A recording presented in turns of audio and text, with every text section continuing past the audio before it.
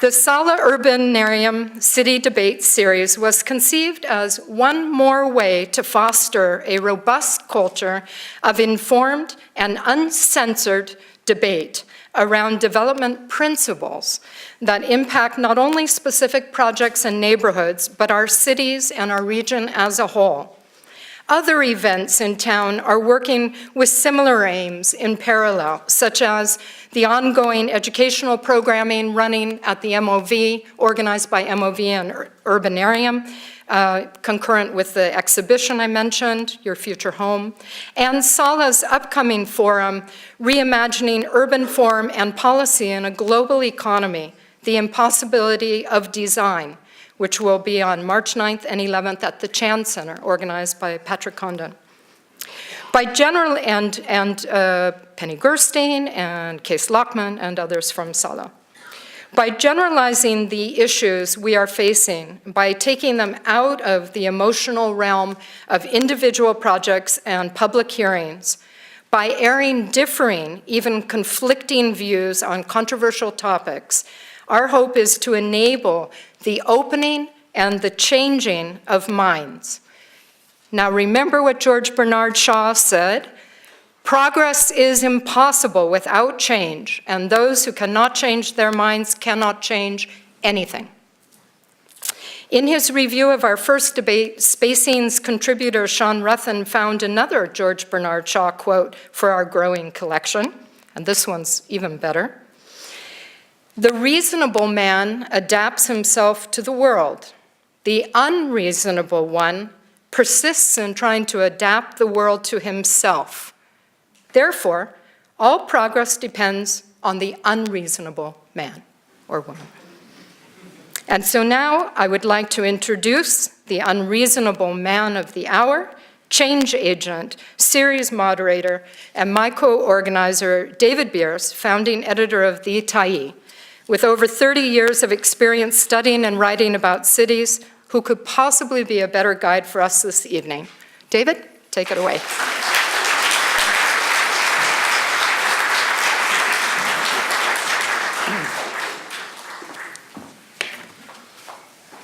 Thank you, Leslie, for that very kind introduction, very zippy introduction. And I must say that this is a tremendous team effort, as Leslie said, to put on these debates, but Leslie Van Duzer is the driving force. Make no mistake about that. She's the one who really had the vision and has put together so many pieces to make this happen. So it's a fantastic team effort. I'm very privileged to be part of it. And Leslie, you deserve lots of credit for what you've done. So this is the second in a series of what are called the city debates, which makes it sound like it's just about issues here in Vancouver as a city. They're meant to be debates about much more far-reaching issues, region-wide issues. And I think tonight is a good example of that. I mean, Vancouver's famous for its towers, its high-rises, but it's certainly not the only place where people in the lower mainland where people are debating whether there should be more of them, and if so, how many more and how fast should they come. We're hoping this series can be ongoing beyond the 6 that we have planned, taken together as a whole. The goal of the series of the debates is not to watch blood flow and then assign victor and humiliated loser at the end. That's not really the goal. The goal is actually much more elevated, which is to just give a platform for as many perspectives as possible. And so I guess the reason I say that is that we're going to have 4 very interesting perspectives up here tonight, and they'll be debating along a certain axis, a certain way to cut issues in this region, but it, by all means, is this not the final say on those issues, and it's not the only way to talk about them. I will be explaining tonight's debate format in ways that you can be involved in a minute, and you will be involved in the evening. And then we will invite the debaters on stage and let them have at it. First, however, let me invite you this is the first way you can participate, which is by capturing and commenting on what unfolds tonight. And so here's how. Here are the places in cyberspace you can go to tell the world about what's happening here this evening and what you think about it. Now, a few words about tonight's resolution. The Oxford style of debating, which this is, requires a resolution that is argued for by one side and strongly against by the other. Strongly on both sides, I should say. God, you just got to keep everything right down the middle here. So this is our resolution tonight. Note that it does not resolve that there should be no more towers ever built again in this region. Note also that it does not resolve, it doesn't ask the other side to argue that towers are always the best built form regardless of the context. What it does resolve is that fewer towers should be built. Fewer than what? Well, fewer than what the present rate of tower building would imply for the near future. It's basically an affirmation or a refutation of the status quo at the moment. Do we want to build towers, as many towers as we have been building, going into the next, say, decade or so, or not? In other words, the side arguing pro will be saying build fewer towers. They'll be arguing that the high-rise form has been overbuilt and too often built in the wrong context. And the side arguing con will be saying, no, don't build fewer towers. They'll be arguing that the high-rise form has not been overbuilt. In fact, it's a form so appropriate to so many contexts in the region that we should accelerate the rate of high-rise permits and construction. So what is a tower for the purpose of this evening? The common definition, whether in engineering guides or firefighting manuals that I was able to arrive at, is a building 7 or more stories or at least 25 meters tall. And whatever's on top of that, we all know, is a penthouse. I lived in a penthouse. I just want you to know that. I was younger, so you can see the arc of my life. At one point I lived in a penthouse and it's been all downhill since. Let me tell you the story of my penthouse. It's the first apartment, it's the first piece of real estate that I'd ever owned, and the first one that my partner and I owned in this city. And it was an apartment that we bought at 1435 Nelson Street. The cross street there is Nicola. And the building there is wood. And it takes up most of a block. And it does have 5 stories, but one of them is pretty much underground. So it's a 4-story wooden building. We bought an apartment that was on the top floor, the 4th floor. And when we got there, to the door, it said P3. And I didn't really know what P3 meant. The next day, I was going through the newspaper, and I saw an ad for our very apartment, kind of a leftover ad, you know. And it advertised our apartment as a starter penthouse. 4th floor of a wooden building.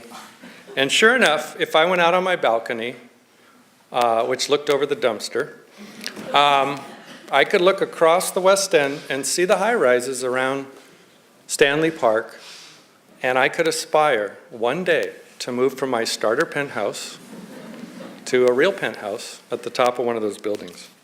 So the tower form, or the high-rise form in Vancouver, in the Vancouver context, is often associated with status and living literally at the top of the heap. But it wasn't always that way, and it isn't always that way around the world. Don't worry, I'm not going to give you an hour-long lecture on towers.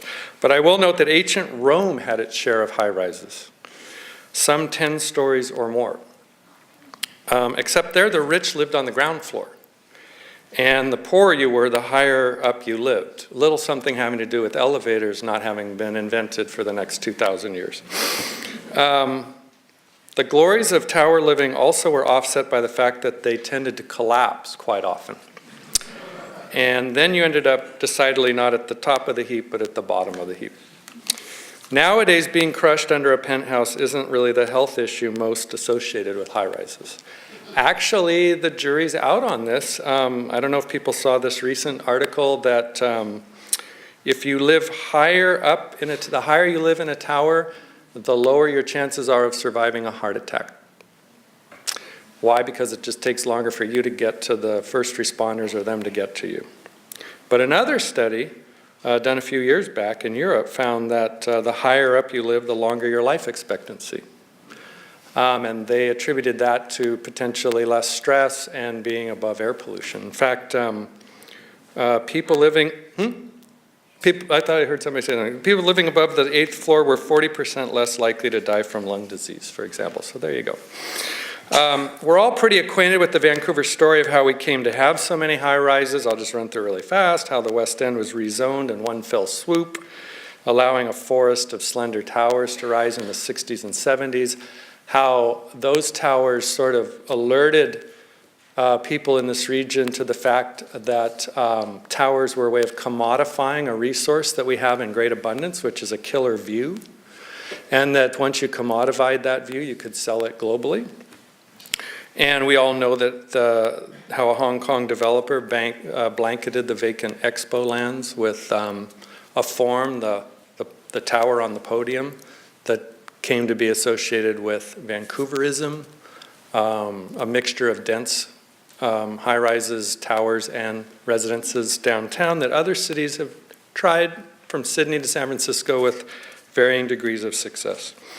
The results have been mixed in those places because context matters. And tonight's debate really asks what we have learned so far from our high-rise experiment and whether it tells us to speed up or slow down, placing high-rises in new and evolving contexts throughout Vancouver and its region. So it's a towering question. The debate looms. Let's elevate our perspectives by hearing what tonight's debaters have to say. Before we do that, some housekeeping. I want to give you just a few quick words about how the evening will go. In just a few minutes, we're going to ask you to vote on tonight's resolution. That's right. Before you've heard the debate, we're going to ask you to vote. And we're going to quickly tabulate those results, and we're going to tell you the results before the debate even starts. It's a way of seeing where everybody sort of is, taking your temperature right now. Then the debaters are going to do their damnedest to try and change your minds. And they want those of you who disagree with them to come over to their side. Here's how the debate is structured. First, each member of our two-person debate team will give their opening statements. And then I will turn off my phone. Sorry about that. They will give their opening statements, and those statements are about 7 minutes each. Then I will moderate an exchange period in which the debaters get to kind of go right at each other. I'm going to referee it, but hopefully it'll be a fast and furious exchange. And then we're going to bring the audience in for a bit. I don't want to overpromise, but we'll take, say, 4 questions from the audience as well. And then each debater will give a closing statement, a brief closing statement. When the debate is completed, you'll be asked again to vote. And that'll give us 2 ways to kind of gauge the evening. We'll know which side of the issue won, because we'll have a raw tabulation of votes, but we'll also know which team is the most persuasive, because whichever team was able to sway more people to its side from their original perspective, they're the ones that get the beautiful trophy tonight, which is basically a reward for their debating skills, not necessarily for guessing which side was going to win and deciding to be on that side. All right, so now I want to invite each of you to cast your vote. And here's how you can do it. There's 2 ways. You can go here on your mobile device. I suggest using G3, although I understand that, if you have a data plan, I suggest using that, although I think we do have Wi-Fi here tonight. If you're having trouble with it, then refresh your page, I'm told. And if you've just had it and it's not working, no problem. Raise your hands, and as they would have done in the Roman times as they debated towers, they would have a paper ballot, and that's what we have, a papyrus ballot, which we will bring to you. And you can just fill that out. You don't have to use your newfangled phone in order to do it. So, does everybody understand? Okay, raise your hand if you want a paper ballot. Ready, go.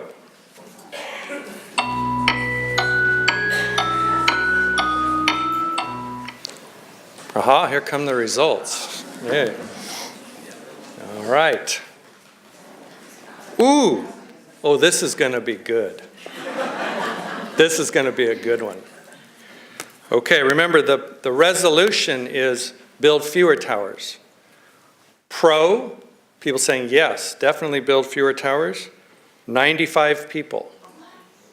Those saying no, do not build fewer people, do not.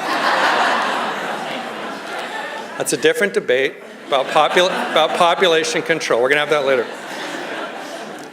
Those saying, so 95 say yes, build fewer towers, and the number of people saying no, don't build fewer towers is 91. So it's a 51% are in favor of the revolution,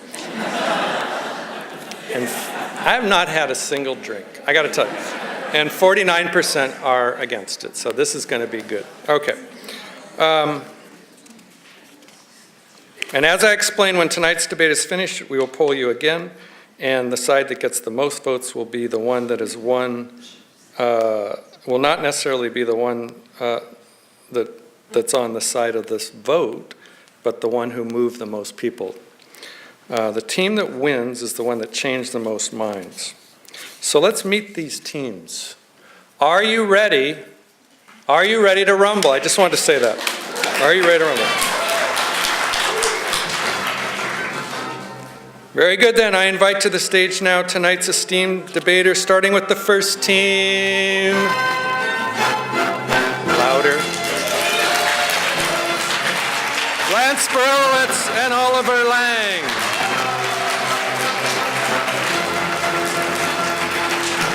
Arguing the pro position.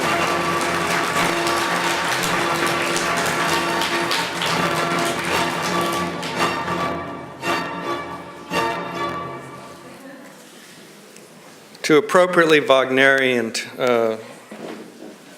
music. Arguing the con position. David Ramslie and Christopher Vollan. Come on down.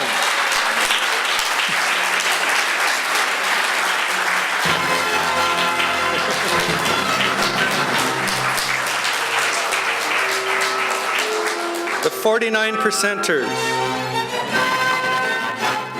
Okay, let me tell you who's up here and then we'll get going. Lance Berelowitz is a principal of Urban Forum Associates.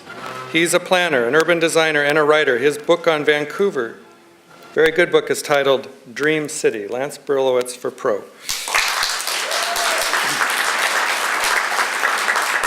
His team member Oliver Lang is an architect and entrepreneur and principal of the architecture firm LWPAC. Oliver Lang.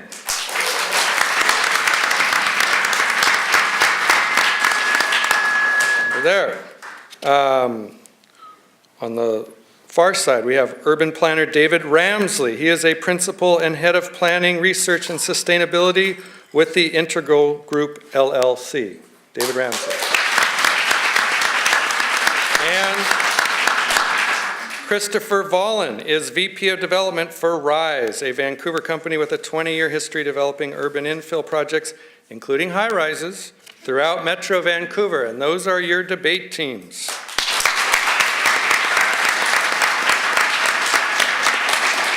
You can read, all of our debaters have earned all kinds of honorifics and awards, and you can read their more extended bios in your program.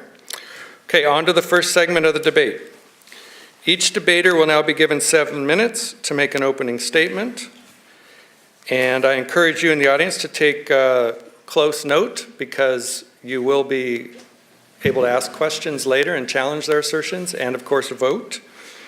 And we now begin with Lance Berelowitz. You have 7 minutes, starting now. Good evening.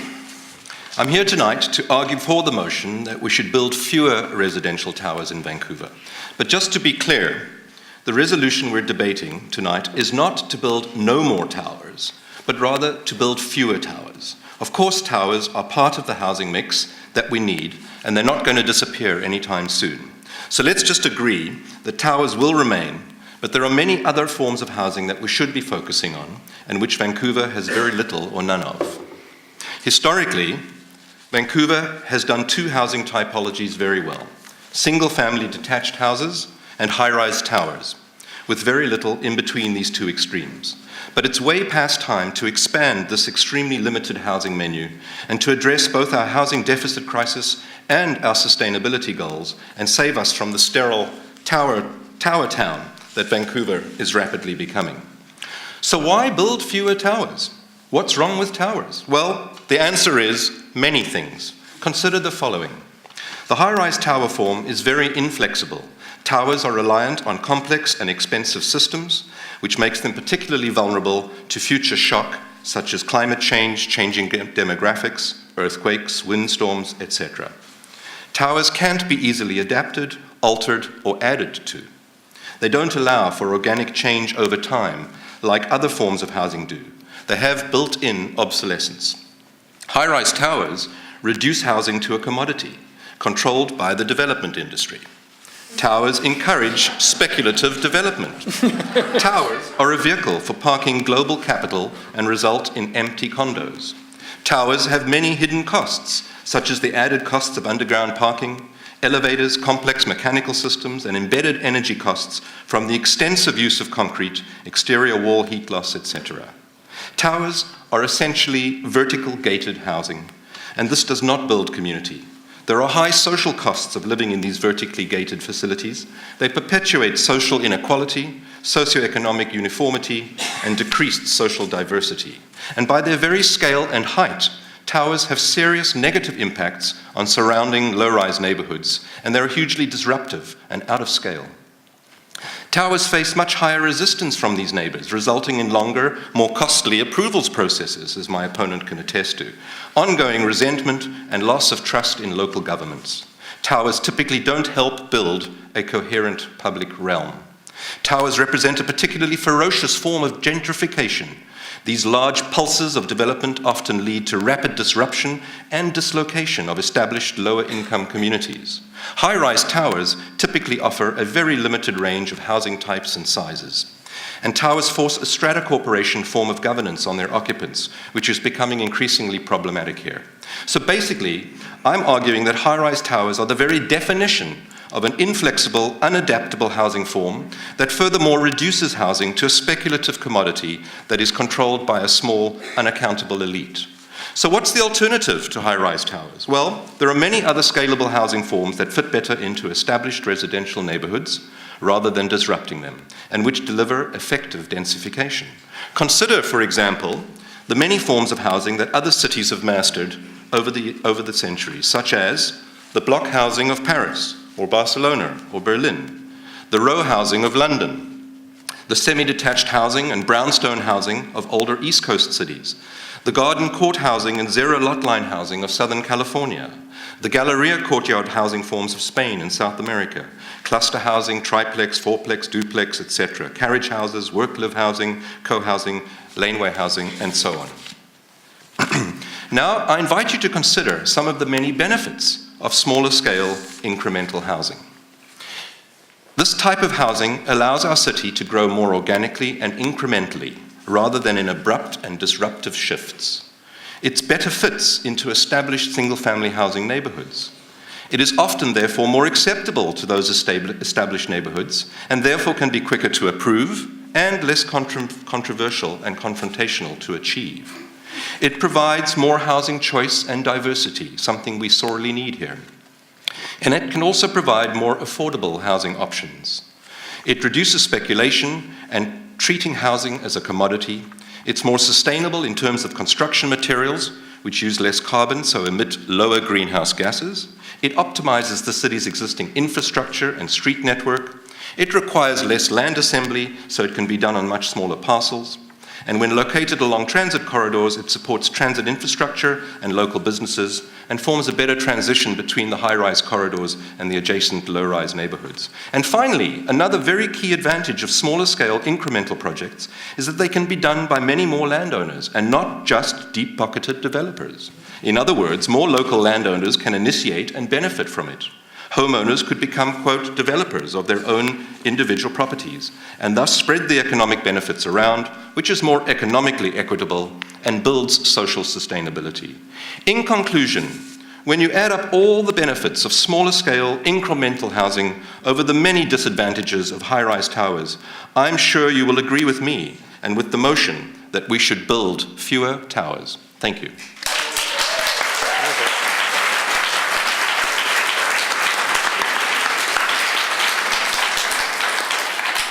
And you came in more than a minute early, and no, you can't have that minute later. But thank you, Lance. That was very efficiently presented. David Ramslie will now argue against the resolution. All right. Well, a famous urban planner by the name of Jan Gehl, and theorist, once said that the city is change, and the role of professionals, political leaders, and society at large is to manage that change both justly and equitably. Now, he might have been talking about the city, but he might as well have been talking about growth. And I'm going to argue tonight that the most just and equitable way for us to grow as a region is via the tower form. And I'm going to do this making 3 points. One, we have to recast our ideas about what growth means for this region. We have to grow at a scale and a pace that we have never seen before, and the tower is the best form to do that. Secondly, we have to be environmentally responsible about when we manage this growth, and the tower form is the most advantaged in terms of environmental impact on both our natural environment and our climate. And finally, the arguments against the tower that my colleague over here has laid out, that they are less socially sustainable, promote less well-being and human happiness, are unfounded, and absolutely no data supports that. It is actually endemic to both mid-rise forms and tower forms alike. So I have to go 100 miles here, and let's get started. So next slide. To talk about why we have to grow, let's start with the national picture. Right now, this is how our workforce ages in Canada. Right now, if we had no more immigration, we would be down about 7.2 million jobs in Canada by 2040. Next slide. So we actually have to add about 13.3 million people to Canada, grow by 30%, in order to have our economy grow at all. And I'm an environmentalist. I'm not growth for the growth's sake. This is talking about very modest growth at 0.05%, just enough to keep us out of recession. And this is really important because the provision of social services, hospitals, daycares, our education system is predicated on us having a growing economy, right? So we have to have growth. This is non-negotiable in order to have the standard of living that we've become accustomed to. And I'm not talking about a MacBook on your living room table or a 3-car garage. I'm talking about being able to go to the hospital when you've broken your arm. Next slide. So what does that look like in our region when we add 30% to Canada? Well, this is what our population looks like. It's a destination for immigration. Next slide. This is what it's going to look like in 2040. Next animation. So this is what our workforce looks like. That's that 30% that we've added. And that's pretty impressive, right? That's the money we need to keep those social services, keep us happy, keep us prosperous. But what the real change here is the next animation. Next one. Is that we've increased our seniors in the local region by 113% due to an aging baby boomer population, right? And so when we think about that, just to keep the same social services we have to grow by 30%. But there's going to be even more demand on social services in the future. Next slide. So I would posit that the 1.1 million that we've set as a target for this region should actually be the floor, right? If we want to actually just not get worse off, but just remain the way we are. So we're going to grow by immigration, and we're going to get older, and we need places for these people to live, and we need those places quickly. So how many units do we need? At roughly 2 people per unit, we need 550,000 units in our region to accommodate just the minimum amount of people. Next slide. So how many units is 550,000 units? Well, it's just a little bit more than 549,000 units. But what does it look like? Next slide. It's all of the residential units in Vancouver and UBC. Next slide. All of the units in Burnaby, all of the units in New Westminster, all of the units in the city of North Vancouver, all of the units in the district of North Vancouver, and all of the units in West Vancouver. We have to rebuild all of that housing all over again into what we already have in order to accommodate that 1.1 million people. That's a lot of density. Next slide. So how do we make sure it happens from an environmentally responsible perspective? We've done a lot of research on this. We have built an online calculator tool that calculates quantitatively the environmental benefits of different housing choice. It's been reviewed by experts in academia, local governments, and industry for its methodology, and all of the research that feeds it is independent and government produced. Next slide. That's what it looks like. You can check it out online. You can play around with it yourself at HPO. Next slide. And what we've done is we've actually populated it. We went to MLS. We gave these guys a fighting chance. We just looked at 15 bog standard towers that were built in the last 20 years, right? These are inefficient buildings we see today. This is their statistics in terms of their average size and unit count. Next slide. We took brand new, state-of-the-art, environmentally efficient mid-rise housings to compare them to. Next slide. And this is what we found. In order to accommodate the same amount of people, we needed more than 2 times the amount of space to accommodate people even in mid-rise. Next slide. And we used more energy, and we used more water, and we used more land area to do it, right? So let's actually do a best-on-best comparison. Next slide. We take the most dense high-rise developments that we're building here in Vancouver. Next slide. We compare those against a new development on Cambie Street, for example, and we can fit more people in a high-rise development so that we actually were consuming less than 3 times the amount of land to do this. Next slide. And when we actually look at the environmental impacts of that, we're saving almost 80 tons of carbon, which is not insignificant, 100,000 liters of water, and almost 2/3 of a Canadian football field. Next slide. And so let's not kid ourselves when my colleague talks about, mid-rise development in Barcelona and Berlin, right? This is actually how we build mid-rise development in the Lower Mainland. Next slide. Drink it in. Next slide. All right? You can't tell me that somebody is more socially connected and happier living behind this giant green hedge than they are, say, in the West End. If we look at regional crime statistics, Whalley and Newton are our least safe, most crime-ridden places, and they're populated with townhouses and mid-rise development. And we look at Vancouver, it's high-rise, high-density, low crime, and high happiness. So thank you very much. That's ours.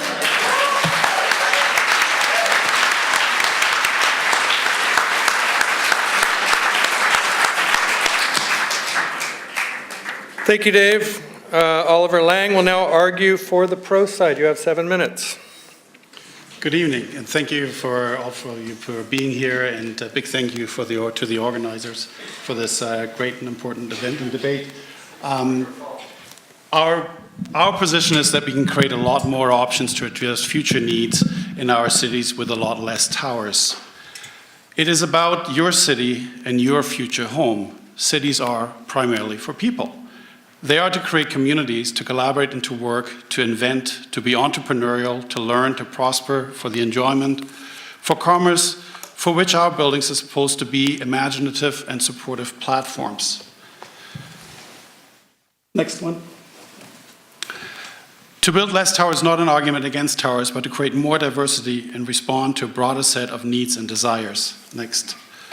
We need to shift our focus towards urban livability, affordability, and sustainability all at the same time. Next. Towers can produce fascinating urban sculptures, and they can define our skyline and create a city's postcard's presence. They are also expressions of success of our collective ambitions. But sometimes, next slide, that can also backfire. Next one. Towers have become a seemingly endless sea of formulaic repetitions in the representation of investment opportunities for global capital. Do they meet the true desires of the people that live in them, or do they create isolation in vertically gated communities? They generate significant municipal revenues and levies, amenity contributions, and taxations that cities now depend on. Because they're massive undertakings, risk and in consequence quality, difference, diversity, and innovation is typically avoided. Next. The 432 Park Avenue Tower shows the endless thirst for new heights and global investment opportunities. A unit price of up to $100 million as a second or third home, it will sit largely unused for most of the years. At 425 meters, it is the tallest residential tower in the world now, and indicative of where we are collectively heading. Next slide. So, what is the issue with towers? The problem of the tower is that it is following a singular up vector. In combination with the horizontal vector of sprawl created by the car, or for the car, we have lost our imagination for a city that is truly spatial. Next. Vancouver has been shaped by a history of taller buildings, from the Vancouver Hotel to the West End, the West End mid-rises, to the Shangri-La now at 200 meters today, shown here with the Trump Tower in Toronto and the 432 Park Avenue in New York. Have we lost our imagination for other type of buildings, with the exception of few like maybe the Olympic Village? Instead, can we provide mid-rise transitional density from 50 to 50 meters or 4 to 15 stories in order to create a more consistent urban fabric? Next. Instead, we're focusing on building more towers that are higher and taller and that connect simply urban transit points with each other, while we're not questioning the possibility of what could be in between. And while we're doing this, next, we're facing three major challenges today. One is simply change, an unprecedented pace of change that we're having today. And if you consider for a moment that 25 years ago we didn't have the internet, 10 years ago we didn't have smartphones, but buildings are supposed to last 50 and 100 years, how do we actually anticipate this? And are towers appropriate forms to work with this process of change? Next. Not only is the world a changing place from a change in technology perspective, but also from an urbanization. Next. So 2 million people in Vancouver by 2050, potentially, meaning building downtown Vancouver in the Lower Mainland 16 times, or one of them every 2 years. Next, while we're dealing with the issues of global warming and trying to come up with new sustainable opportunities, so are there not other possibilities? Next. To create vibrant transitional communities that connect. Next one, where we become inventive with typologies about mid-rise overall. Next. And we have history for this. Over 50 years ago in Montreal Habitat. Next. Around the world, like examples like building housing around a public market. Next. Housing associated with public pathways. Next one. Housing associated with the idea of community forming. Next one, housing associated with the idea of, again, public pathway, in fact, threaded through a building so that it doesn't feel like a high-rise, that it's connected. Next one, similar ideas here. Even though some of you may think it's a high-rise, I don't consider this actually a new kind of mid-rise. Next one, ideas of terracing and urban livability. Next one, and ideas of ultimately take the tower apart and start stacking it in imaginative new ways. Next one. And yes, the Ensanche of Barcelona has proven itself for 150 years to be a powerful tool, next one, to shape the idea of public spaces that can be accessed within the buildings and where the public life is not just relegated to the street space. Next one. So how do we integrate? Next. By providing compatibility for diversity of homes for varying demographics and distributing demographics within buildings, difficult to do in a tower. Next, by creating a culture of innovation and build prototypes. Nobody wants to be a first, but with smaller scale buildings, you can in fact do this. Next, by creating livability. Next, and indoor qualities that you normally wouldn't expect. Next, by having courtyards in which you can have exceptional qualities within the building, by having quiet bedrooms along arterials. Next, not catching up. And ultimately, by dealing with two issues of affordability, platform design and sustainability, using systems building and prefabrication and experimentation. Next. All right, so now we've lost the connection here. To provide scalability to different sites and learn from other industries, and provide next adaptability to user needs and to different sites where we can do this. Next, sorry, I have to skip and stop here because I'm running out of time with saying this next all the time. The city is your home. This debate is not about towers, but how we want to live. And there is a broad range of alternatives to towers that we're not using to confront the pressing issues that we face today. Thank you very much.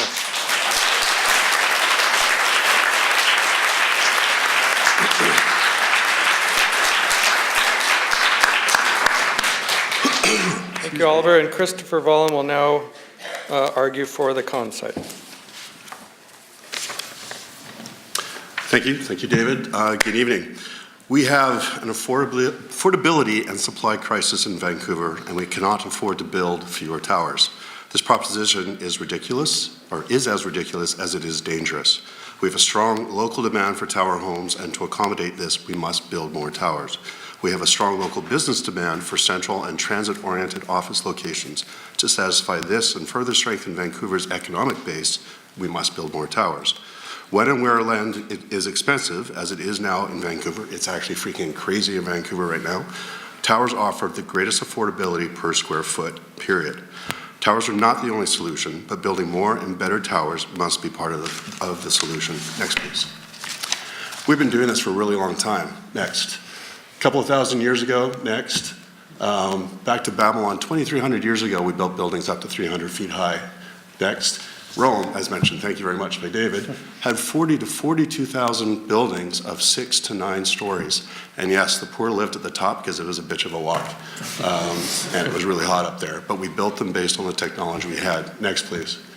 As soon as the technology changed, as soon as Mr. Otis invented an elevator brake that actually worked, we went to the sky. We changed materials. We started building tall. And we started doing this all over the world. Next. And this is us. This is our constrained land base. We all know this. We see this all the time. We have a number of things that are sacrosanct to us. The agricultural land reserve that we have preserved since the 70s, 60,000 acres, we want to keep that generally as a society. And our bucolic neighborhoods, we want to keep those. There's not as much of an agreement, but we love those neighborhoods. They're part of our character. That leaves us very little land and very little land accessible to transit and amenities that we can build on. Next, please. Developers are opportunistic. I'm an opportunistic developer. We will build anything, and we're happy just building shit. We build single-family homes, Vancouver specials, 3-story houses. Next, please. We built a huge number of buildings in this wonderful little neighborhood that is now one of the most successful neighborhoods and neighborhoods in the world. A bunch of towers, and it's very successful. Next, please. We also will build this, given the opportunity. This could be our ALR if we wanted it to be, but thank goodness we have restrictions. We're not going that way. Next, please. We also built transportation infrastructure, roads, transit, et cetera, to get to our neighborhoods. We built this to access the North Shore in the 30s. Next, please.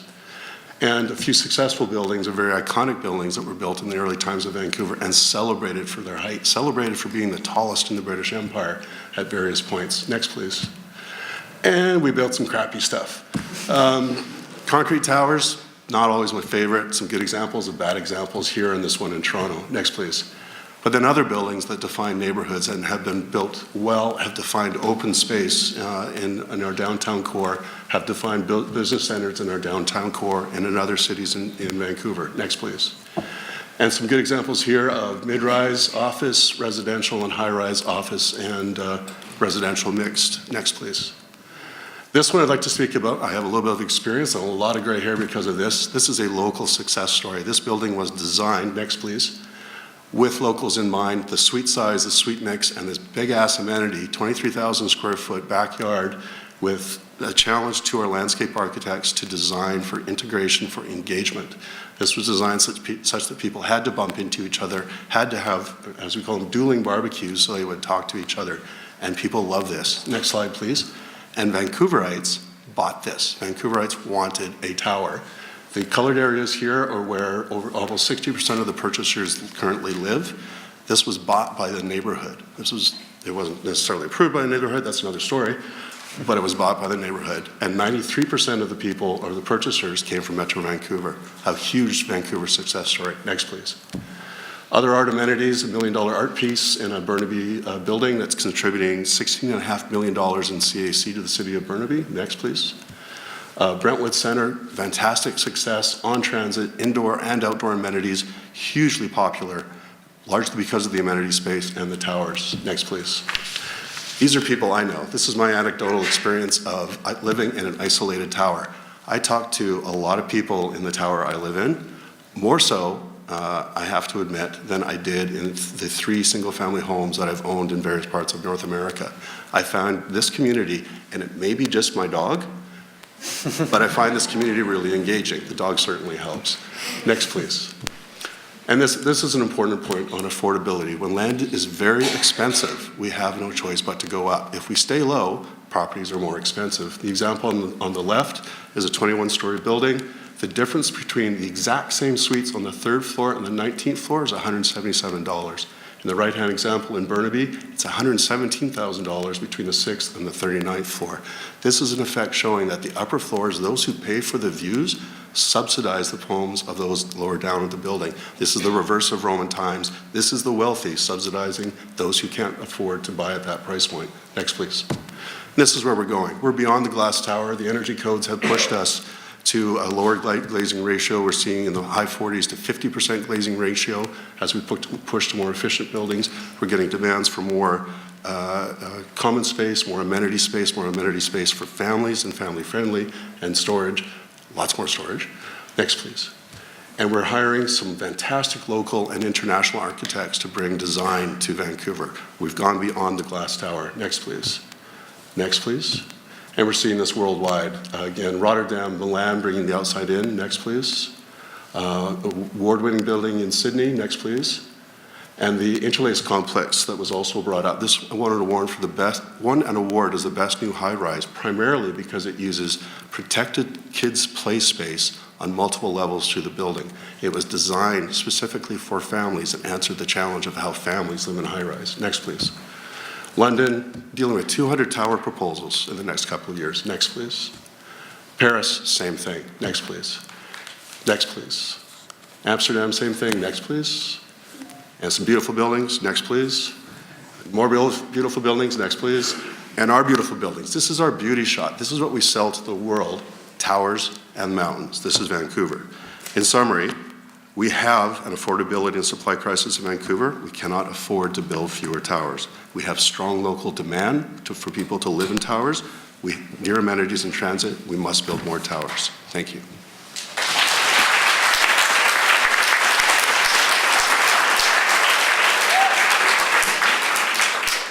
You had 1.5 seconds left.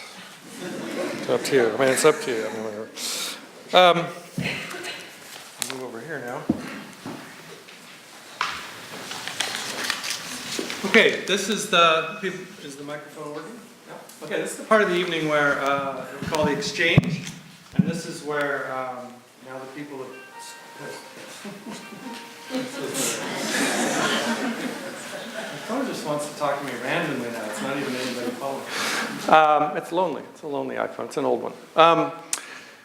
This is an opportunity now for now that people have staked out their ground for the opposing debaters to confront each other's arguments and challenge them and respond to each other's questions. And so who would, and I just want to say I'm going to try to keep it clipping along. So whatever you're saying, whether you're making your point or you're answering a question, could you keep it to under a minute?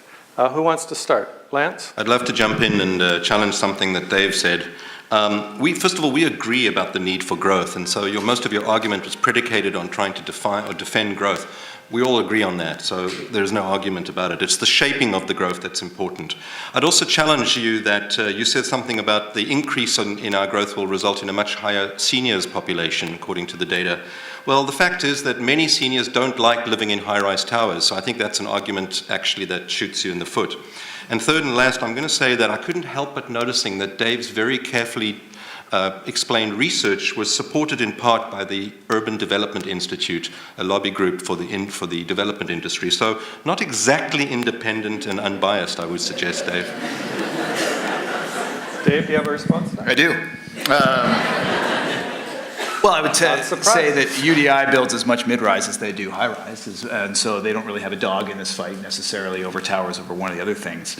What I would say about our colleagues here is that they did argue passionately for their point, but we actually did the math. And so when we actually look at what's the most affordable building to build in terms of addressing the affordability crisis in Vancouver, when you build at 6 to 8 stories, you're incurring all the costs of a high-rise development, but you're getting none of the affordability benefit of adding all of those other units, right? A 6 to 8 story unit building, or a 6 to 8 story building is the most expensive building that you can. I'm going to stop you there, and now would you like to pose a question or challenge an assertion over here? Either of you? I would actually, just on Lance's comment on seniors, we're actually finding in the towers that we're building, we're getting a huge number of seniors who want to live on a single level. They want all the amenities. They don't want the yard anymore. They'd like somebody else to look after the yard, frankly. And we're getting that. We're getting a large number of downsizers who specifically seek tower living. I have a number of my mother's friends who live in the West Side. They're all Burtons. They're part of the empty nesters and part of the vacancy in Cole Harbor. They absolutely love living there. Okay, so Lance or Oliver? Want to go? Well, I'm not going to argue the toss on that one, because I think if we offered seniors more choice and diversity in housing, they would take that up as well. I'm not saying that they're mutually exclusive. But just to clarify, my understanding about this debate was that we were talking about residential towers. Is that correct, Dave? Yeah. And yet many of the examples that Chris showed in his slides were in fact commercial buildings. So I think that was perhaps a bit misleading and certainly confused me. Well, actually, I also noticed that Dave showed some single-family housing, which of course we're not arguing for on this side of the aisle. And in addition to that, the kinds of low and mid-rise housing that he showed in Vancouver that we all agreed with is not something to replicate is in fact not what I was arguing for at all. I'm arguing for the kinds of housing that we don't yet have in Vancouver that I showed some slides of and that Oliver explained in great detail. Okay, and then Chris, you said? my understanding was the opposite of yours, Lance, in that we're arguing. Oh, try that again. Sorry, my understanding was that we're arguing about towers, period, not demising between residential or office and or the mixed-use towers that we build quite well. If we're arguing for towers or for fewer towers, it impacts both businesses and homes. Okay. What I heard a lot about, though, was what it's like to live in these towers from both sides.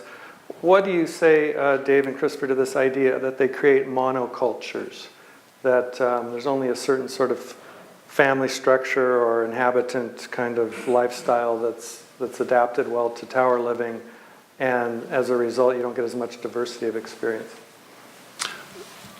Well, I would say that towers are inherently urban, and urban means diverse. And you know, if you look at suburban developments, I would argue that the least diverse environments we have are our single-family neighborhoods. Probably, you know, if you look at, they're more prone to ghettoization, I would say, than a tower where you have, you know, many new people living in that tower.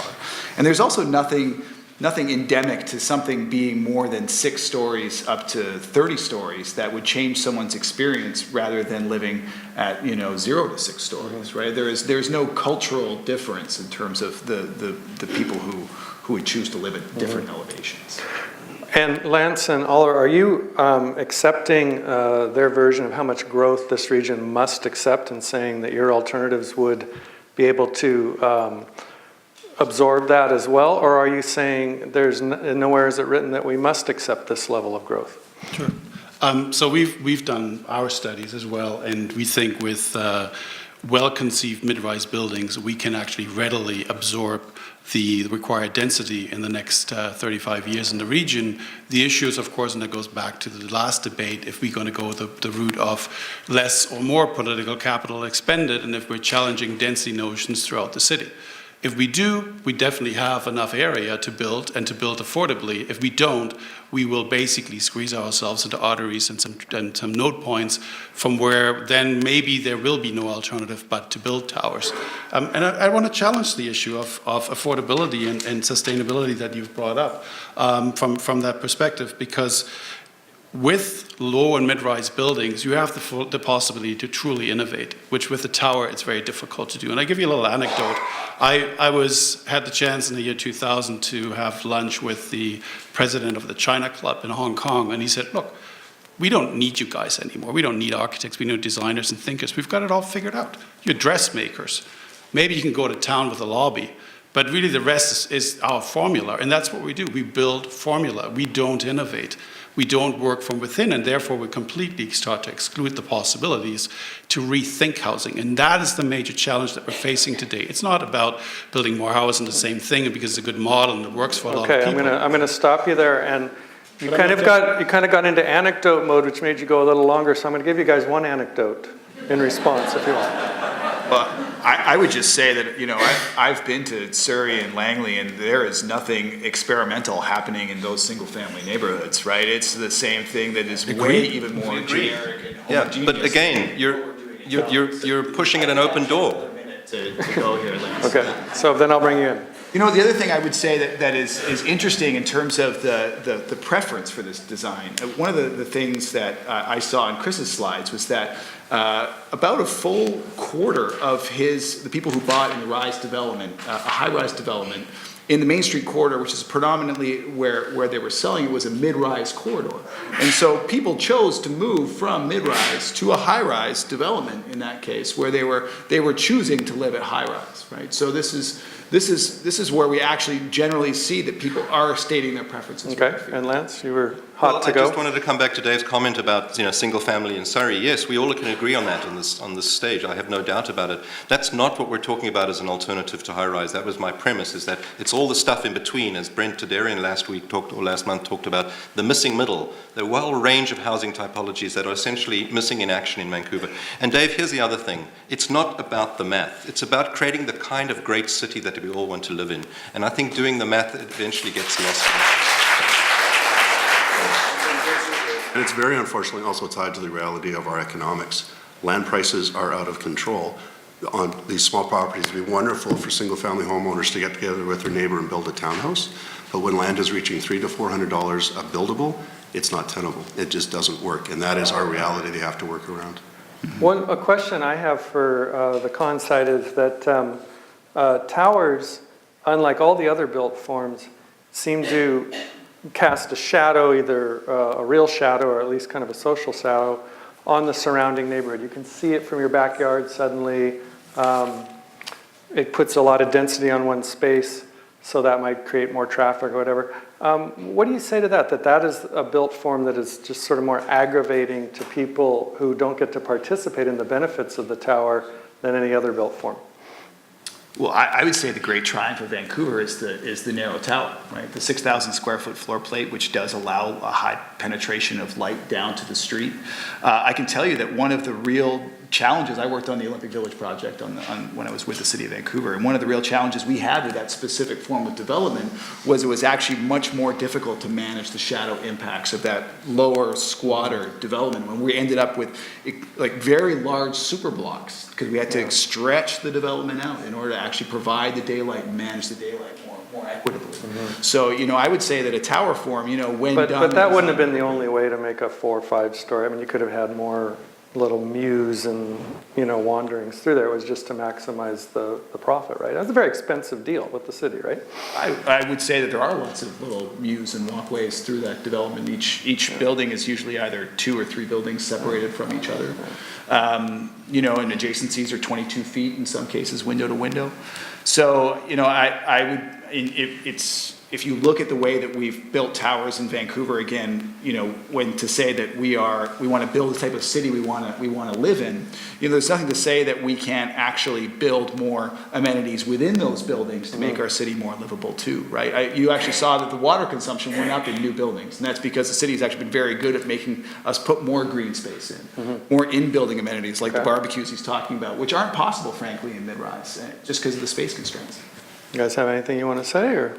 Yeah, I just want to add to the point of affordability and sustainability for a second, because I think there's some interesting aspects to that we need to consider. One is what materials we're working with, and the possibilities of using wood and the emergence of engineering in wood is really incredibly powerful. So we have a proposal in this exhibition.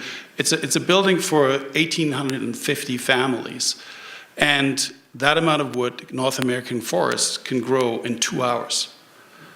And it stores enough carbon through avoidance and through the growth, and this is with managed forests, right? That you can take about 2,000 cars permanently off the road. So while lowering the construction cost, when you put it into a consistent system of project delivery, prefabrication, using digital technology, parametrics, robotics, and so forth, which right now we don't. But that opportunity you don't have with the tower. And that goes beyond just an affordability issue. I think there's another point that's really interesting here.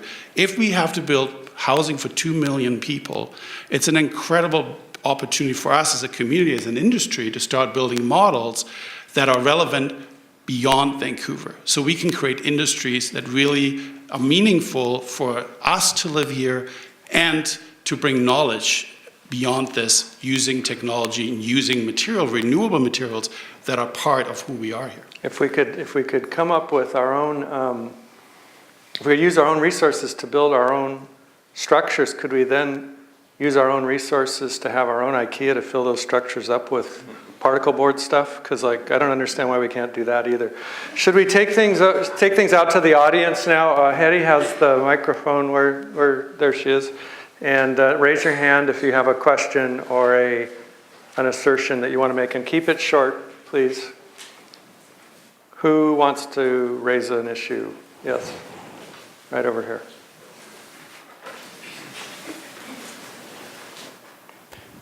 Good evening. I was very taken by Oliver's remarks about demonstrating that you can keep the same volume of area of high-rise towers and converting them to, say, 4 or 5 stories.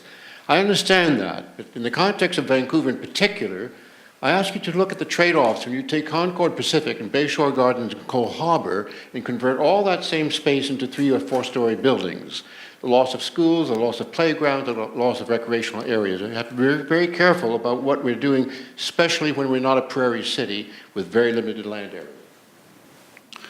If I could respond to this, I think our argument is really not 3 stories any longer. In our high-rise definition, or where a tower starts, for me, is maybe 50 meters plus and not 10 meters plus. I think we really need to understand that there is an area in between the idea of low-rise, examples we saw about Surrey, cheap walk-ups basically, and the qualities that you can get from that mid-rise level between about 15 to 50 meters.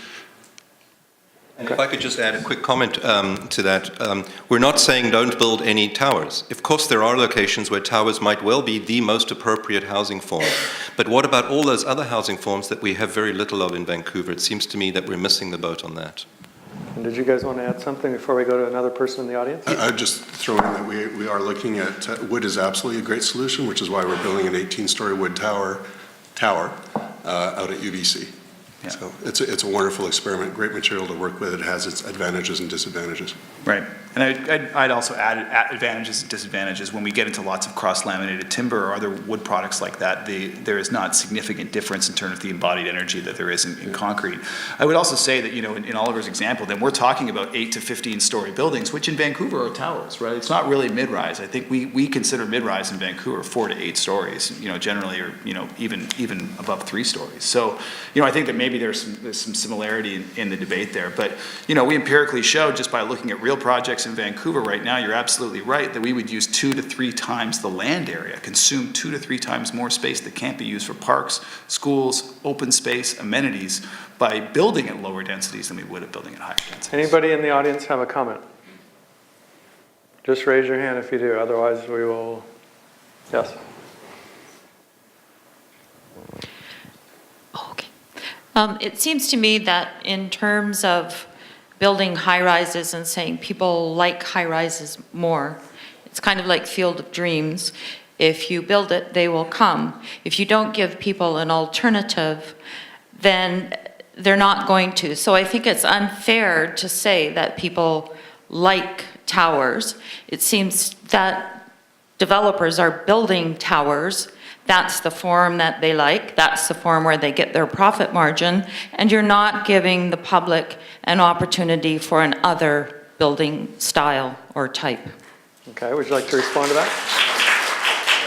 Actually, in our specific examples, we have people fighting to live on the upper floors of towers. There's a greater sense that the number of psychological exams that say once you get higher, your building space feels greater. We have people fighting to live in these towers. We just sold a project in Burnaby in November, and there were actually fist fights because people wanted to be in here. So not everybody, absolutely not everybody wants to or will ever live in a tower, but there are certain people. I'm one of those. I've lived in 4 out of the 25 homes I've been in. I prefer to live in a tower. So it won't apply to all of us, but we have to acknowledge that there is a large segment of our population that absolutely wants to live in a tower form or up high. Mm-hmm. Anybody else want to say anything before I move on to an audience member? No? Okay. We have one here. Right there. Hiding behind the video camera. Yeah. Hi there. Something that hasn't come up as much, which I think is a key issue here, is scarcity of land. Vancouver, obviously a very desirable city. People from all over the country and the world want to live here. You know, it's wonderful for us because we live here, but it's going to continue to be challenging as thousands and thousands and thousands continue to move into the city. I'm wondering, if not towers, if not building up, what is the alternative to conquer this scarcity of land with just so many people wanting to come and live in our city? Lance? Can I try and give one answer? I totally agree with you, and I think we would all agree that we do have a finite land base because of all the reasons that we all know. But I know that some very creditable research has come out of the School of Architecture and Landscape Architecture. Patrick Condon, who may be in the audience this evening, has done some work around densifying the traffic arterials, the transit arterials, and that research suggests that we could easily double our residential population within the city of Vancouver if we only did that, and that being a kind of a 4 to 6 story housing model over 1 story of retail in some cases. In addition to that, something like 70% of our zoned land base in the city of Vancouver alone is zoned for single-family residential. Now, granted that we're now beginning to see laneway houses and secondary suites, but if you actually doubled or tripled that density, again, we'd have more than enough land to accommodate the kinds of growth projections that we agree with Dave on, that we need to accommodate, without actually developing a single another tower. And that's also not what I'm saying here. I'm not saying that there aren't locations where towers make sense. But I do believe that, yes, we need to be very careful about husbanding our land base. We cherish our parks and open space and waterfronts, and we do have a finite land base. But I do also believe that there's lots of credible research out there that shows where sensitive, moderate infill development in some of the single-family areas could easily accommodate the kinds of growth that we need. You guys want to give me a minute there? And I also just want to clarify, too, that we agree that there has to be a diversity of housing mix. But we are going to say, what we're saying here is not to build less towers, that towers are going to have to be part of the solution to accommodate the crushing influx of people that we're going to have to see in this region just to stand still and keep the standard of living that we've become accustomed to. Now, the other thing we have to talk about here is that we've said build more towers, because that's something that we're actually building quite well here in Vancouver. The other forms of housing, you know, I would love to see those forms of housing right now as well too, but they're not happening, right? They're not being built, and there's reasons for that around the economics of it. They're difficult to program and build and pencil in this region. So, you know, I would love to do it, but you know, when we actually look at the environmental costs of it and the spatial costs of it and the fact that no one is doing it, I don't see a future where we're not going to have to build more towers. And one more person gets to raise a question. Yes, there. Oh, sorry. So I just have a response to the way the pro team has been arguing for the resolution, and that is a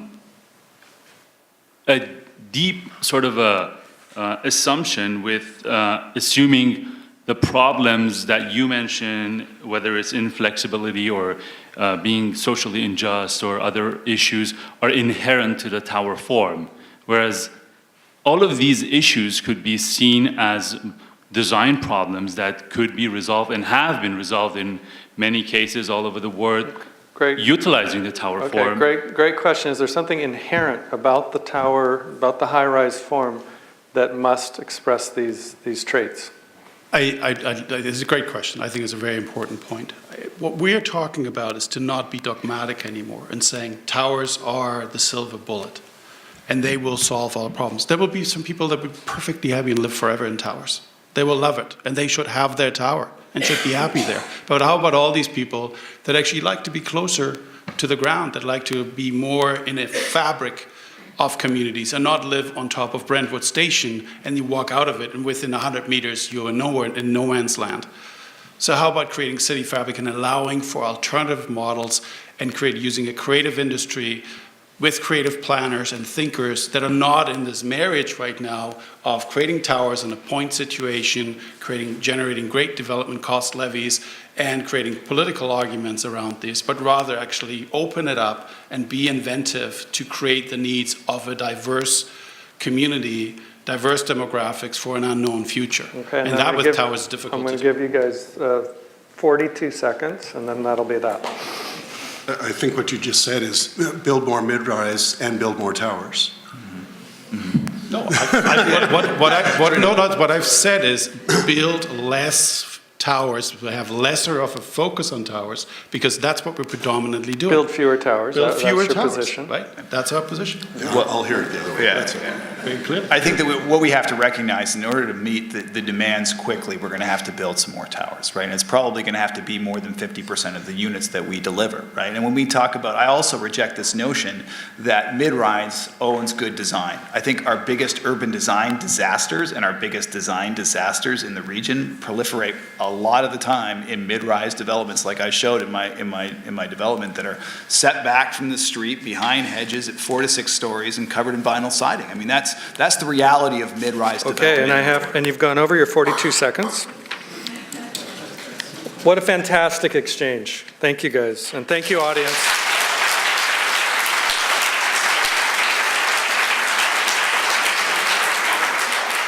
Okay. So now now we come to the part of the evening where people make their closing arguments.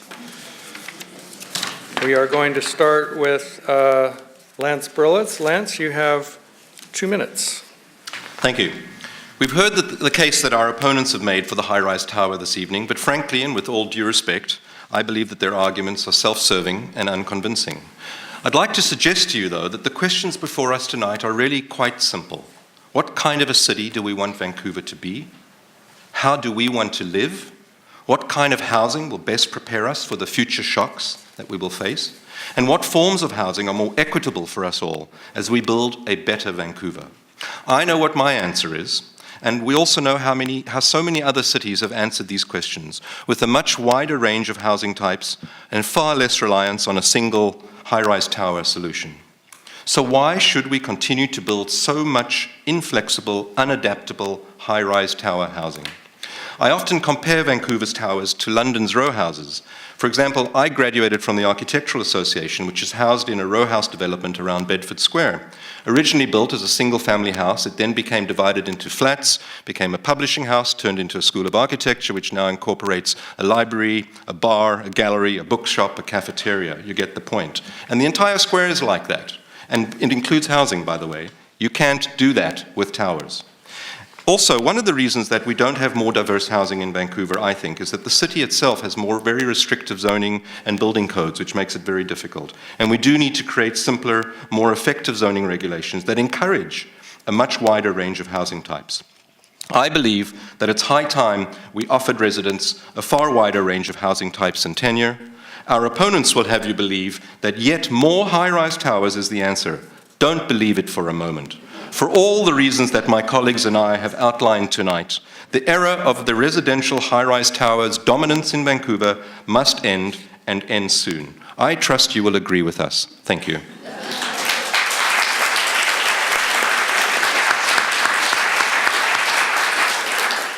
Thank you, Lance. Dave Ramslie, you have 2 minutes. What I would have kept on going had I had 48 seconds instead of 42 seconds is that our biggest urban design disasters in this region have happened at the mid-rise level, but our biggest urban design and livability triumphs in this region have most often happened in our highest density neighborhoods, right? Where we have been actually using high-rise towers to create a livable fabric out of what was previously unlivable, crime-ridden, unsafe. So, you know, I'm not saying that we don't have to have a diversity of housing types. I would embrace a diversity of housing types. But I think that we have to realize that we should build more towers because we're just going to need it to accommodate the growth. And we shouldn't be afraid of it and we shouldn't fight it. We should be focusing our energies on how to make those towers better, more humane, more livable. How do they create more social inclusion and more community connection? It's difficult to argue against our colleagues here because they're arguing for something that doesn't currently exist in Vancouver, and it seems utopian and bucolic and well-designed. And I would love to have that too, but we can't pretend that that's going to totally offset the need for towers in the future. It's absolutely part of our future, and I hope it is, but it's not going to allow us to build less towers. And you know, I think the final comment I would make here too is that we also have to get over our ideas of putting towers with towers and mid-rise with mid-rise and low-rise with low-rise. When we look at maybe the success of the West End, it's a hodgepodge of different housing types that seem to work better in a mature neighborhood that, you know, creates a lot more vibrancy and community feel than something that, you know, is just a endless row houses, which, you know, can also, you know, in the early 60s in England had their issues with livability and degeneration as well too. So thank you for your time tonight. It was a lot of fun. Thank you very much, David.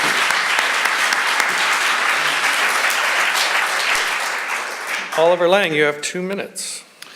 We live in a world of change with significant challenges through global warming and an increasing affordability crisis in almost all cities that have become attractors like Vancouver. Towers have been the go-to solution in a world of global capital flow, marketing and investment, but they've failed to provide sustained solutions to the ever-growing pace of urbanization. Instead, they've increasingly distanced people from the opportunity to invent their own communities and for collaborative interactions. Towers are part of our affordability crisis today. A risk-averse formulaic approach has resulted in endless one-fits-all approach that seemingly works for investors but few else. The intelligence and creativeness of professional building communities has largely vanished as to be subservient to pre-formulated visions of so-called market experts and the utter concern of our regulators about their political capital and the loud voices of few. Instead, we're in a moment of incredible opportunity to create new forms of housing, built to high new standards, and combining and finding ways to combine affordability, livability, and sustainability as an integrated solution for people and communities while creating vibrant new industries that will have global relevance in the field of design, engineering, fabrication, and the wood industry that is local to us. Mid-rise building will provide us with these opportunities.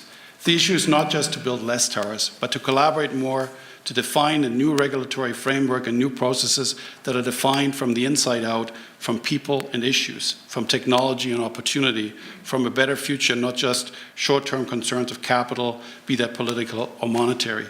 So let's build less towers. Thank you very much.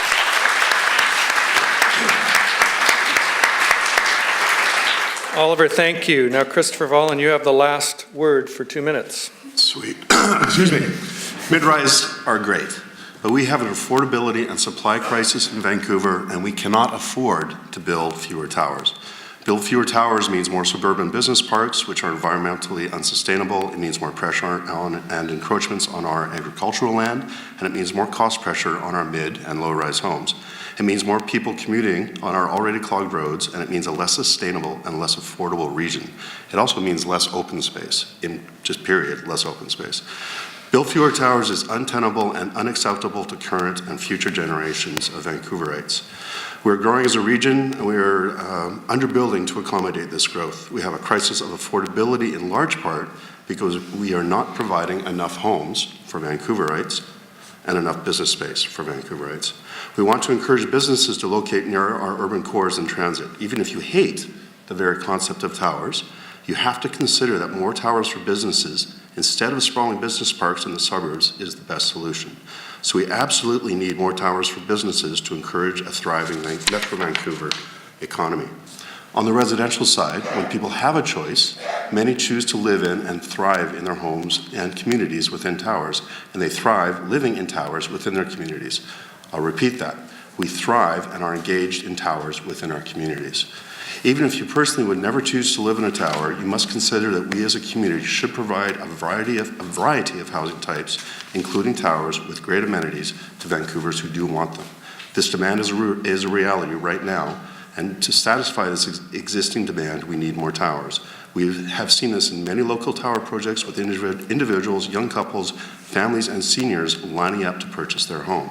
Towers are not meant for everyone, nor for every place, but they absolutely and unquestionably have a critical future role to play in housing Vancouverites and Vancouver businesses. Thank you.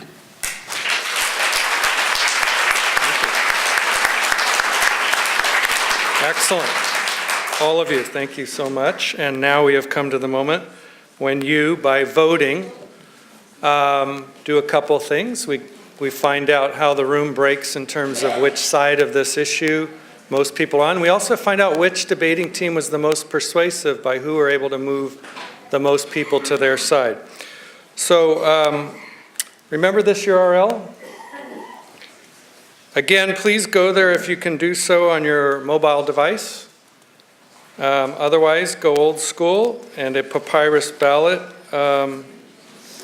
will come to you via one of our volunteers. Ready, set, go. Okay, I have the results. Now, before I announce these results, I just think we need to have a round of applause for these debaters, whatever the result.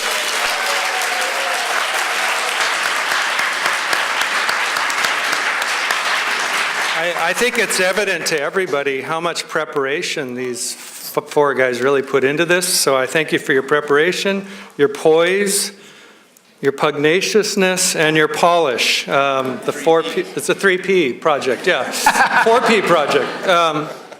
But no, really, you really made a very, very serious effort to bring us lots of information and strong arguments on both sides. So thank you so much, guys. Appreciate it.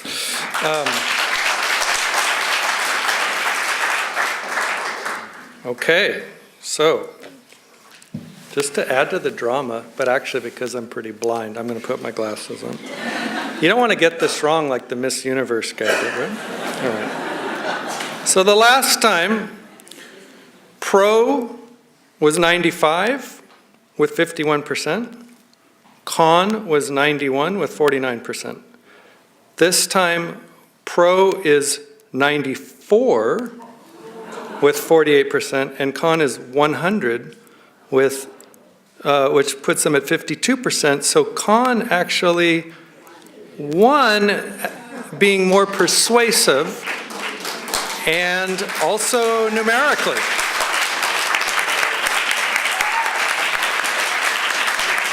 And now Richard Enriquez, who is the chair of Urbanarium, will present the winners with their awards.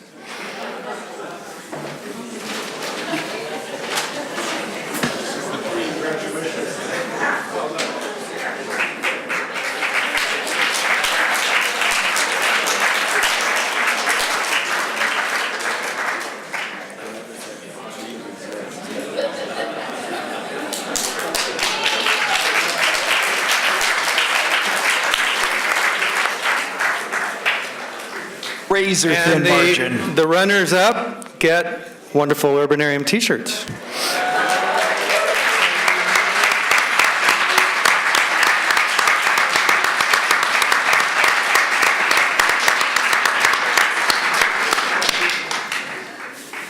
I think we can agree it was such a well-fought debate that it came out really, really even. So thank you, guys. That was tremendous. I just want to remind you also that this is the beginning of the conversation. We maybe have settled this once and for all tonight, but then tomorrow the debate begins again. Now, if you enjoyed this evening, please consider attending the next in our City Debate series. The resolution, Legislate Housing Affordability. Is it time for government to step in and pass new laws to make housing more affordable, or leave it to the marketplace to sort out supply and demand? However you lean, you will want to attend and participate and hear arguments expertly mounted on both sides. The tickets are available tomorrow. If you're interested in this debate, I would, at 12 o'clock, I would make an appointment at 12 o'clock because this debate sold out in about 10 minutes. So, yeah. And that debate is March 9th right here at UBC Robson Square. I'd like to also note that if you'd like to watch or share a video of tonight's event, I believe, I'm almost positive a video will be posted on the Urbanarium website. It was last time. It takes a few days to get it together, but it will be there. And here's the place to go online to find that video. And there's some places where you can, whoops, yeah. Also on the Urbanarium website, I might note there's lots of other really interesting updates, news notes, and a fantastic feature called the Smart Map that allows you anywhere in the city to mark a place or a building or some development and say why you think it's smart or dumb, and then that gets posted forever on the smart map and other people can share. So go and have a look at that. I want to thank Urbanarium. I want to thank UBC-SALA, UBC Robson Square, Rethink, all of our incredible volunteers, our excellent debaters, and the most vital ingredient of all, you. And in closing, I'd like to invite our debaters and you, all of you, to a post-debate gathering at Timber, which is at 1300 Robson Street at Jervis. And we will eat, drink, and probably keep the debate going. We can even vote again at the end of the night and sort of see, maybe after 3 drinks, it just goes the whole other direction. We don't know. So please come and good night, and thank you all for a fantastic evening.